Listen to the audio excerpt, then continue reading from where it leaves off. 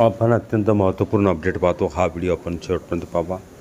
सेवानिवृत्त अधिकारी कर्मचाऱ्यांसाठी मोठा निर्णय. सेवा कराराबाबत शासनाचा नवीन GR जारी. भत्त्याबाबत महत्त्वाचा बदल. 14 जुलै 2026.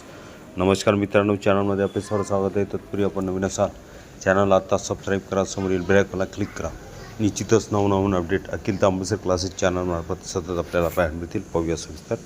राज्य शासनाने सेवानिवृत्त अधिकारी आणि कर्मचाऱ्यांना सेवा करार पद्धतीने विवासित कामासाठी नियुक्त करण्यासंदर्भातील नियमामध्ये महत्त्वाचा बदल केला आहे.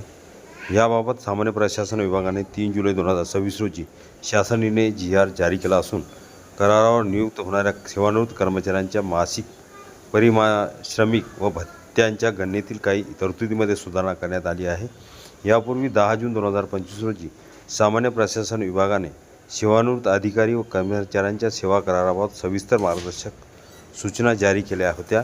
आता त्या शासन निर्णयातील परिशिष्ट अ मध्ये नमूद करण्यात आलेल्या मासिक परिश्रमिक आणि भत्त्यांच्या गणनेच्या उदाहरणामध्ये सुधारणा करण्यात आली आहे. कोणता बदल करण्यात आला?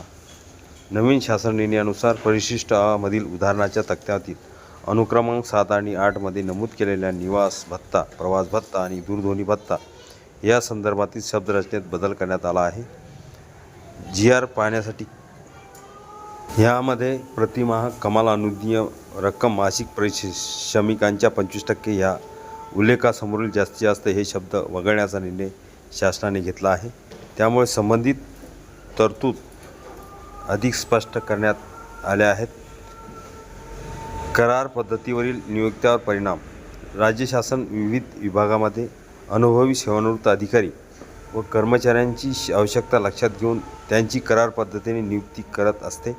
अशा नियुक्तीमध्ये मासिक परिश्रमिकासोबत देण्यात येणाऱ्या भत्त्यांची गणना कशी करावी याबाबतचा संभ्रम दूर करण्यासाठी हा सुधारित शासन निर्णय जारी करण्यात आला आहे. सरकारी कर्मचारी लाभ. ह्या निर्णयाचा लाभ राज्य शासनाच्या विविध विभागामध्ये करार पद्धतीने कार्यरत असलेल्या किंवा भविष्यात नियुक्त होणाऱ्या सेवानिवृत्त अधिकारी आणि कर्मचाऱ्यांना होणार आहे.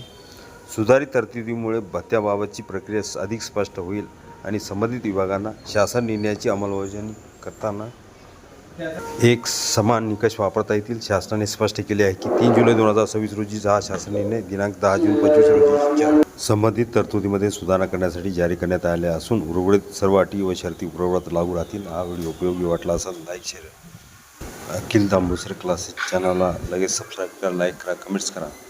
मित्रांना शेअर करायला विसरू नका. असे नवनवीन अपडेट आपल्यापर्यंत सहज पोहोचतील. महत्त्वपूर्ण शासन निर्णयाचं आपण थोडक्यात स्पष्टीकरण बघितलेले आहे.